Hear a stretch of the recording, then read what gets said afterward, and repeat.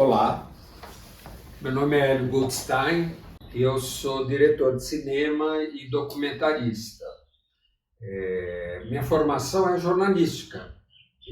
Eu sempre me interessei assim por notícias sobre o dia a dia e isso acabou sempre ligado em notícias.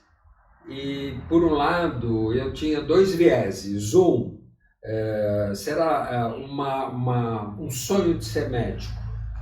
E o outro, esse viés ligado ao jornalismo. O fato é que eu acabei fazendo duas faculdades, né?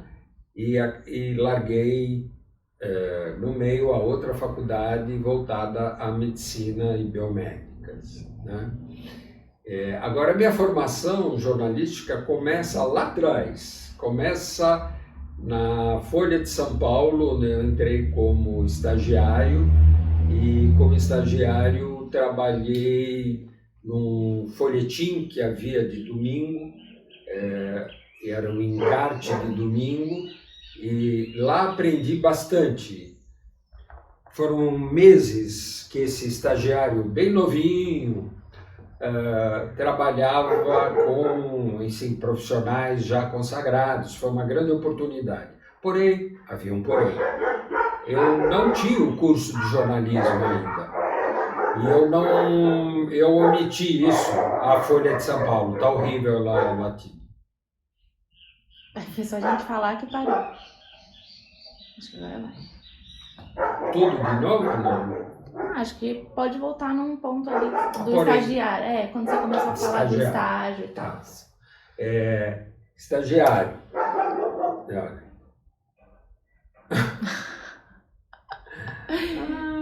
Bom, vamos lá. E é uma história curiosa. Rapidamente falando, é o seguinte. Eu entrei como estagiário da Folha de São Paulo na época. O curso de jornalismo era obrigatório nessa época para qualquer trabalho jornalístico, e especialmente em meios de comunicação já conhecidos como a Folha, etc. Eu entrei lá como estagiário me colocando como estudante de jornalismo, coisa que eu não era ainda, né? Passado algum tempo, foi exigido a documentação, e eu não tinha, evidentemente que eu não tinha essa documentação. Aí fui chamado ali, o chefe de redação me chamou e disse: olha, seu trabalho é interessante, é legal, você está fazendo um trabalho razoável, está aprendendo, mas tem um detalhe, você não apresentou a documentação. Eu tive que contar a ele que eu não fazia jornalismo, e ele falou: bom, você vai ter que sair daqui. Quando eu estava saindo, ele falou: a outra alternativa é você fazer um curso de jornalismo, prestar vestibular e entrar numa faculdade de jornalismo. Só que eu não tinha me preparado nada, e esse vestibular iria ser, sei lá, em 2 meses. O fato é que eu me inscrevi e acabei entrando na faculdade de jornalismo, preservei assim meu estágio e minha formação. A partir disso, eu entrei em contato com um jornal chamado Versus, que era um jornal de esquerda alternativo, um jornal que divulgava escritores latino-americanos, a situação política na América Latina, coisa que até hoje faz falta, passada tantas décadas. Um jornal que tinha um desenho gráfico muito ousado, que na época, e eu diria que até hoje, se as pessoas tiverem acesso à coleção Versus, vocês verão que tinha um cuidado gráfico que era raro, tanto naquela época como hoje. Bom, essa experiência concomitante Versus, como imprensa alternativa, e Folha de São Paulo, foi extremamente importante para mim. Mas, resumindo a história dessa formação, depois pelo Versus, eu fui ser correspondente na Nicarágua, que estava em plena guerra civil, com o ditador Somoza praticamente arrasando com quarteirões inteiros de Manágua, que até hoje tem esses quarteirões vazios, dizem que pelo terremoto, mas não só o terremoto que houve na época. Enfim, entrando numa situação de guerra civil terrível. Se hoje pudéssemos fazer uma comparação, seria a Ucrânia recebendo bombardeios, a diferença é que era o próprio ditador que bombardeava a capital devido à oposição. E quando eu cheguei lá, a situação era de completo domínio desse ditador famoso, Anastácio Somoza, um homem muito inteligente, frio, mas inteligentíssimo. E ele vivia num bunker, né? E esse bunker em Manágua, bunker é uma fortificação subterrânea, né? Que protege contra ataques aéreos, etc. Lá era a sede dele, né? Eu solicitei uma entrevista, época que ele havia rompido com a imprensa internacional, né? Por críticas que haviam saído. Eu solicitei essa entrevista e estávamos em plena ditadura brasileira, época do Geisel. Ao solicitar essa entrevista, antes disso eu fui ao consulado em Manágua e solicitei uma carta do cônsul para me apresentando. O cônsul disse: olha, eu apenas vou te apresentar e não vou falar nada, o que é o Versus, etc, etc. E eu me apresentei credenciado pelo Versus, um jornal de esquerda, né?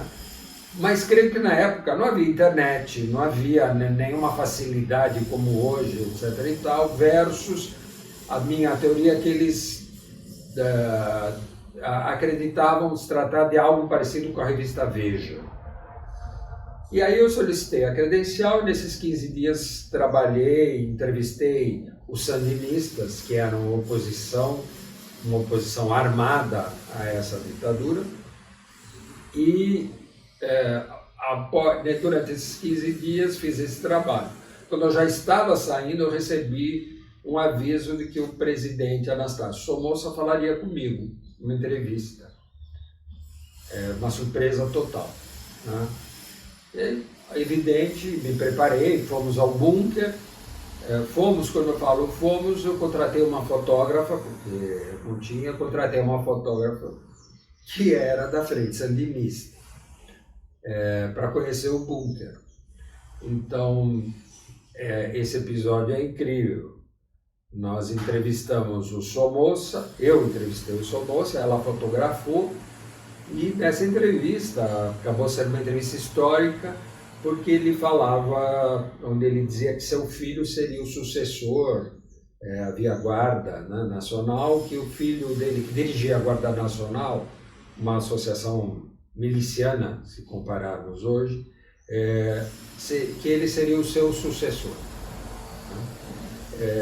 Feito isso, eu estou rapidamente contando porque é um marcante. Eu voltei com essa entrevista, voltei para Costa Rica e divulguei essa entrevista. Ela acabou saindo no New York Times, 2 páginas no New York Times na época, porque ele se recusava a falar com a imprensa internacional, e essa entrevista teve grande repercussão, entre outras coisas, porque ele dizia sobre a sucessão de seu filho. Disso resultou um livro, se chamou Nicarágua Guerrilheira. Ao mesmo tempo, esse livro foi lançado livrarias e bancas de jornal e teve sua edição esgotada, várias edições. Entre isso, há uma face da minha formação. Eu entrei depois na TV Globo, onde fui pauteiro do Jornal Nacional,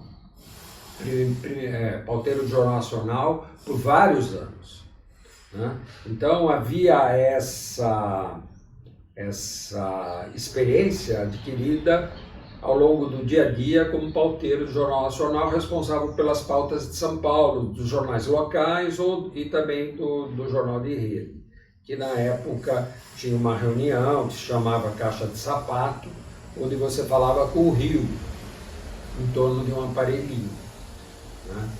É outro momento tecnológico, claro. E, enfim, essa experiência foi fundamental para mim, para o audiovisual.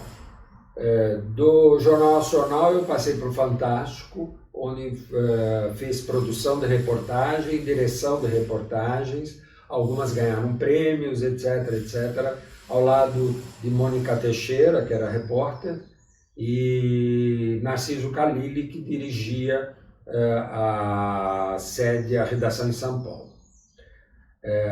Dali passei para... Ali foram muitos anos trabalhando na Globo. Da Globo eu passei para a TV Manchete, onde fui chefe de redação da TV Manchete. Também no período curto e áureo da Manchete, foi uma outra experiência muito legal. E dali fui chamado para a TV Record, que era antes dos Pastores, inclusive. Pertencia à família, a família, agora me escapa o nome, é Carvalho, me escapa o nome, que sempre haviam sido donos, proprietários da Rede Record. Depois eles venderam aos Pastores. Quando os Pastores assumiram, eu recebi um convite da TV Cultura para montar lá um jornal diário chamado Jornal 60 Minutos. Esse jornal ia ao ar ao meio-dia e a TV Cultura, na época, não tinha muita experiência relativa a edições, a transmissões ao vivo. Não edições, a transmissões ao vivo. E esse jornal, ele inovou no sentido de ter transmissões ao vivo que hoje são corriqueiras e banais. Na época não eram. Mesmo na Globo, essas transmissões eram completamente diferentes. Enfim, essa experiência foi muito legal, foi um sucesso esse jornal, inclusive em termos de audiência. De lá passei para outro jornal chamado Opinião Nacional, de debates, e de lá para o Metrópolis. No Metrópolis eu trabalhei quase 29 anos. Esse programa era o único programa diário de cultura e artes. Ainda é o único programa diário de cultura e artes, apesar de ter sido hoje reduzido a 5 minutos diários. Esse foi um programa que marcou época e extremamente importante para a cultura paulista e nacional. Essa é um pouco da minha experiência. Também realizei diversos documentários. Documentários que foram para o cinema, como o do Rabino Henri Sobel, que trata do episódio do assassinato do Vladimir Herzog e como o Rabino reagiu quando lhe foi sugerido que ele assinasse o suicídio falso que os militares impunham como relato de um assassinato horrível, com relação ao jornalista que dirigia a TV Cultura, o jornalismo da TV Cultura. E além desse documentário, eu fiz dirigi documentários sobre a Lígia Fagundes Telles, uma das maiores escritoras brasileiras da atualidade, recentemente falecida. Fiz um documentário sobre Tomi Otaki, outra artista na área das artes plásticas gigantesca. Tive a oportunidade de fazer outro documentário aí sobre a cantora Inesita, e Inesita, que era uma das grandes atrações da TV Cultura, mas que tinha uma história fantástica, muito ousada e desconhecida do público fora da apresentação do programa dela. E esses documentários foram ao cinema, foram apresentados na Mostra Internacional de Cinema e exibidos em rede, Inesita principalmente. Bom, existem outros documentários, eu fiz diversos, mas eu destacaria esses, e o mais recente que eu fiz foi nesse ano sobre a Semana de 22, que se chama 22 em 21, que é um documentário, um docudrama, que trata dos principais personagens que foram protagonistas da semana de 22. Então nós temos Anitta, Tarsila, Mário, Menotti Del Picchia, enfim, esses personagens, eles convivem com depoimentos de especialistas e sobre essa história fascinante desse grupo que realmente sempre esteve, mais um clichê, à frente de seu tempo, mas que sempre esteve e que mudaram o olhar, o nosso olhar sobre a arte, sobre a cultura, sobre o modo de pensar brasileiro, que tinha um projeto político para o Brasil que não se limitava às artes. E esse documentário está disponível nas plataformas do Sesc Digital e foi exibido também nos cinemas. Essa é, resumidamente, a minha apresentação. Bem, mas vamos falar de documentários. Então, como você escolhe, né? Primeiro, o interesse sobre um documentário, né? O mesmo interesse que eu tinha sobre o dia a dia dos fatos, do jornalismo, eu sempre tive muito interesse com relação a documentários. Mas não me via como documentarista, eu me via muito mais como jornalista de telejornais diários, etc., como já descrevi. Mas isso foi acontecendo naturalmente. Ao dirigir o Metrópolis, surgiram diversas oportunidades. E entre essas oportunidades, além de criação de novos programas, como programas de literatura, que hoje voltar ao ar lá na TV Cultura, e programas sobre a periferia, que esse programa foi extinto depois pela TV, eu desenvolvi um grande interesse sobre documentários. Então, assim, havia personagens que estavam quicando na minha cara. Por exemplo, Tomi Otaki, viva, que havia doado, a meu pedido, 2 obras para o cenário do programa. E aí, conversando com a família, logo após o seu falecimento, eu sugeri que nós fizéssemos um documentário. E a família concordou e fizemos esse documentário utilizando muito acervo da TV Cultura, um acervo riquíssimo, aliás, né? E tentando entrar num mundo misterioso de Tomi, não apenas narrando sobre Tomi, mas esse mundo que é complexo, né? Que ao mesmo tempo é sensual, ao mesmo tempo ele tem pausas, ele tem situações. Como narrar isso num documentário? Então, a primeira, ao escolher esse tema, no caso, Tomi, é você respeitar a psique do teu personagem, sabe? Quando você está trabalhando com um personagem que merece a atenção do público, merece por seus méritos, porque você pode trabalhar personagens que são horrorosos, que, ao contrário, merecem o repúdio, né, conforme a escolha do seu tema. No caso da Tomi, uma das maiores artistas, como eu falei, foi uma escolha tratando de respeitar esses respiros dela, né? E a melhor forma para respeitar esses respiros, na minha opinião, foi restaurar depoimentos que ela havia feito ao longo da vida, não só na TV Cultura, mas não só na TV Cultura, e as diversas fases. Porque a Tomi nunca parou de trabalhar, até 101 anos ela trabalhou, e sempre inovando. E como explicar isso num documentário de alguém que havia falecido, né? Então, a ideia foi que essa narração dela, até difícil muitas vezes de se entender, devido ao sotaque fortíssimo dela, mas que isso fosse a inspiração para os depoimentos laterais de seus filhos, dos especialistas, sobre essa personalidade. E deixar o respiro, eu digo, é deixar as pinturas explicarem o trabalho dela, né? Então, foi todo um processo de criação onde se respeitava a arte dela, né? Onde se respeitava cada quadro dela, né? E a história dela que é fascinante.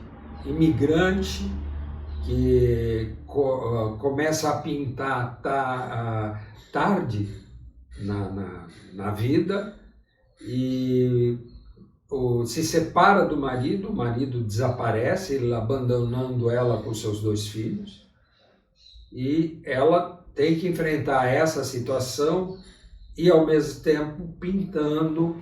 Ela começa de forma clássica, etc. e tal, e vai entrando num processo absolutamente audacioso, né?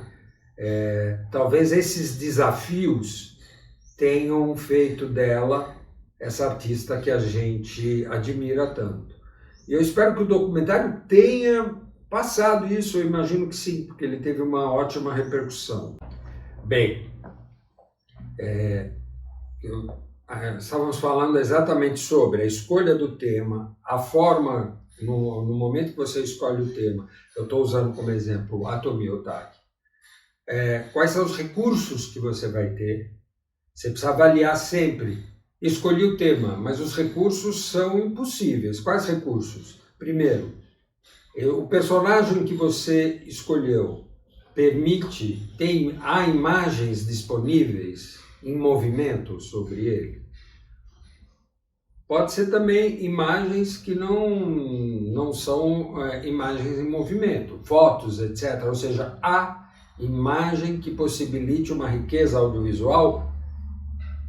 Um documentário que seja uma sucessão de depoimentos, ele é muito enfadonho. Por melhor que seja um documentário que reúne um tema importante, mas que não tenha recursos audiovisuais como imagens em movimento, ou fotos, etc., documentos, situações, locações que permitam que você dê uma riqueza maior sobre o universo da pessoa que você está retratando. Por outro lado, você pode ter um personagem que pode ficar falando num banquinho como eu estou aqui nesse momento, falando numa cadeira.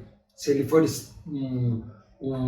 se esse for o teu viés, se essa for a linha que você escolheu.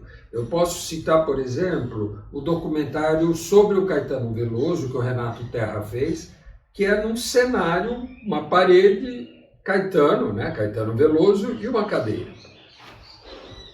Agora, isso é uma opção, é arriscada. Só que ele escolheu o personagem certo, né? Caetano tem não é só a riqueza musical do Caetano ou literária. O Caetano ele é extremamente articulado e fascinante em suas histórias. Então, se você tem um personagem com essa riqueza, que também tem uma riqueza de imagens fabulosa, só que ele escolheu gravar o personagem num banquinho. Mas será que ele escolheu? Não. Segundo eu sei, esse depoimento era parte de um documentário maior, onde esse depoimento teria um outro tratamento.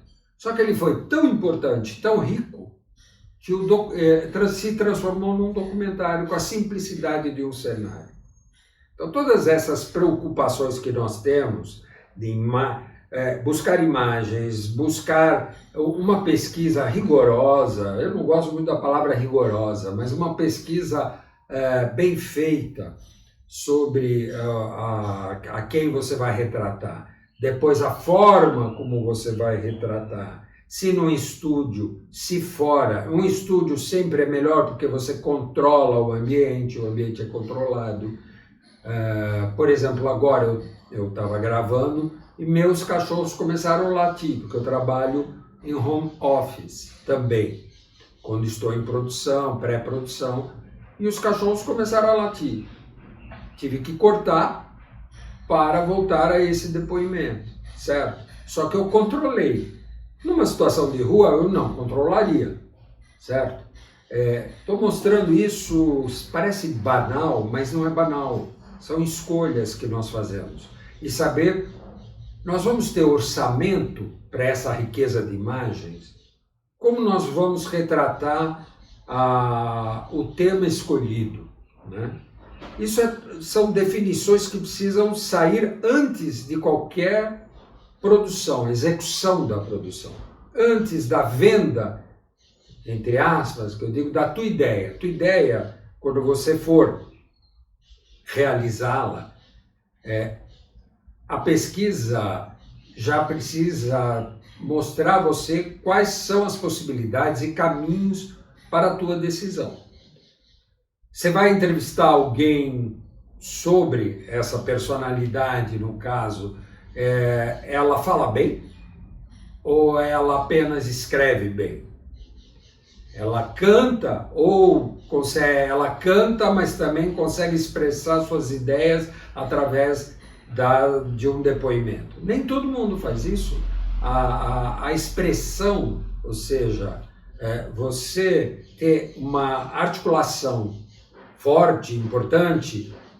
Hoje, claro, as pessoas desenvolveram muito isso porque elas são obrigadas a fazerem seus vídeos caseiros, etc. e tal, que cada vez mais isso permite que as pessoas tenham uma agilidade maior de como conversar com você, como conversar com o público, de que forma conversar. Eu estou falando de uma maneira muito formal. Eu poderia estar usando recursos de um influencer, por exemplo, e falar na linguagem do influencer, e seria engraçado, seria legal, mas pouco, na minha opinião, pouco enriqueceria para quem está interessado em fazer e produzir e dirigir documentário.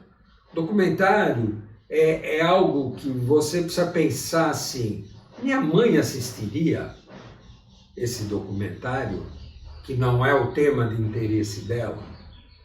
Essa é uma pergunta que eu me faço em quase todos os documentários que eu escolho. A minha mãe, né? Meu pai menos, porque ele é um cara muito politizado. Mas a minha mãe, que tinha características de uma dona de casa tradicional, com situações tradicionais, que hoje seriam as avós de vocês, ou as bisavós de vocês, ou seja, onde eu vou captar o interesse dela, né? Por exemplo, eu vou usar agora até o Caetano acaba de gravar um clipe com um líder evangélico que provoca nesse momento polêmica que vai terminar rapidamente. Mas o que é interessante é o mundo do Caetano encontra o mundo evangélico e conseguem mostrar a arte em comum. Ou seja, se você desperta interesse de áreas que não são aquelas que já estão esperando o teu documentário, a chance de sucesso é muito grande, né? A surpresa também é muito grande. Se na tua pesquisa você encontra situações que não são narradas ou muito conhecidas, isso desperta também grande interesse, né? Se você consegue tirar das contradições do personagem o lado interessante e instigante que as pessoas não tiveram tanto conhecimento. No caso da Inesita, por exemplo, voltando à Inesita, ela foi uma mulher que teve uma formação clássica. Uma mulher que na década de 50 pega um jipe e vai para o interior do Brasil em busca de música de raiz mesmo, né? Sozinha, década de 50. Então, essas características, no caso da Tomi, outra característica, ela sozinha criando filhos pré-adolescentes e tentando viver dessa pintura. Quer dizer, são situações que dão sabor para o documentário, mas mais que isso, elas dão a formação, você começa a entender a formação daquela pessoa que você está retratando, ou daquela situação que você está retratando. E no caso, por exemplo, da Democracia em Vertigem, que é da diretora Petra Costa, ali ela mistura experiências pessoais com situações da realidade do país. Agora, nessa época do governo Bolsonaro e antes da ascensão do Bolsonaro. Ali, a história pessoal da diretora se mistura com a história dos fatos que ela está relatando. É difícil fazer isso, pode ser complicado fazer isso, mas pode ser um sucesso, como esse documentário acabou sendo. E é um desafio muito interessante. Outro exemplo mais recente é o documentário Quebrando Mitos, que não sei se ainda permanece disponibilizado no YouTube, é um documentário interessantíssimo. O diretor é o Fernando Gronstein e a roteirista é a Carol Pires. Esses dois Fernandos, porque o segundo Fernando, deixa eu ver se eu lembro, é o Fernando Siqueira, eles dirigiram esse documentário e eles falam, também misturam a vida deles, ele como um homem gay, vivendo a ascensão e seu parceiro Fernando, que também dirige o documentário, são dois Fernandos, vivendo as situações no governo Bolsonaro e o que o levou a pensar sobre sua vida, os preconceitos, etc, etc, etc, e as situações permeadas pelas situações da realidade. Então a realidade, ou seja, a primeira pessoa, no caso, a narração dele, assim como a narração da Petra, em primeira pessoa. Né? Eles estão em primeira pessoa, as situações sociais, elas se acomodam diante da narrativa em primeira pessoa deles. É muito interessante, é muito legal, e é um tipo de documentário que transforma a experiência pessoal numa experiência coletiva.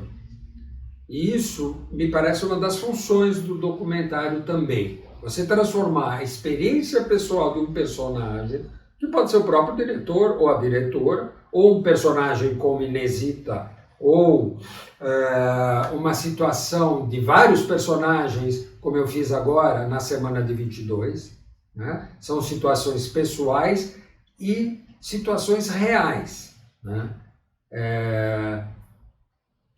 Eu vejo assim, você tem chances de sucesso no seu documentário se você conseguir transpor esses dois mundos. O meu mundo pessoal, que eu contei no início desse depoimento, nunca entrou num documentário. Né? Poderia até entrar, porque tem um grande show que eu realizei para o Versus, para levantamento de fundos do Versus, que foi barrado pela censura a minutos do show começar, com público no AMB, etc. e tal, participação de grandes artistas, Chico Buarque, Edu Lobo, todos lá, e foram barrados pela cavalaria na época. E daí surgiu também o Milton Nascimento. Uma das músicas que o Milton canta, que é o Cio da Terra, foi apresentado pela primeira vez quando nós conseguimos transpor essa censura e foi marcada uma nova data. Mas isso é uma outra história para outro momento, como já dizia o Gouveia quando contava a história do sítio do Pica-Pau Amarelo. Então, para mim, eu acho que o que nós temos de bastidor, às vezes, da vida da gente, pode se transformar num documentário. E o próprio bastidor de um documentário é muito interessante, porque muitas vezes você aposta num personagem na entrevista e não acontece. Outras vezes você acredita que O outro entrevistado vai ter um tempo menor e ele acaba ocupando com suas histórias fascinantes e desdobrando, porque o documentário muda muito, o roteiro do documentário é sempre um pré-roteiro, nunca é o roteiro definitivo, muito ao contrário. O documentário ele vai se transformando conforme o contato que você tem com aquele assunto que você resolveu abordar. E ele se transforma mesmo, às vezes visualmente, às vezes o conteúdo, e muitas vezes você troca o rumo totalmente do teu projeto. Então, se eu posso agregar alguma coisa a quem hoje se interessa por fazer documentário, eu acredito que essas experiências me parecem muito interessantes. Bem, agradeço, obrigado pela oportunidade de poder expor essas ideias e eu creio que fazer documentário, longas, fazer séries, tudo isso passa por uma formação muito importante que se chama, algo que eu não falei, chama-se livro. O livro, o velho e bom livro. Né? Esse não vai ser superado, pode digitalizado ou não, ele não vai ser superado. Nenhuma história é boa se você não tiver experiências lidas, não só vistas. A experiência audiovisual é uma coisa, a experiência da literatura te dá conduções e situações. Então, o livro não aborrece, porque muitas vezes a gente olha, eu não consigo ler um livro muito grosso. É chato mesmo, muitas vezes. Se for chato, troca. Mas nada de bom foi feito sem ter um livro por trás. Obrigado.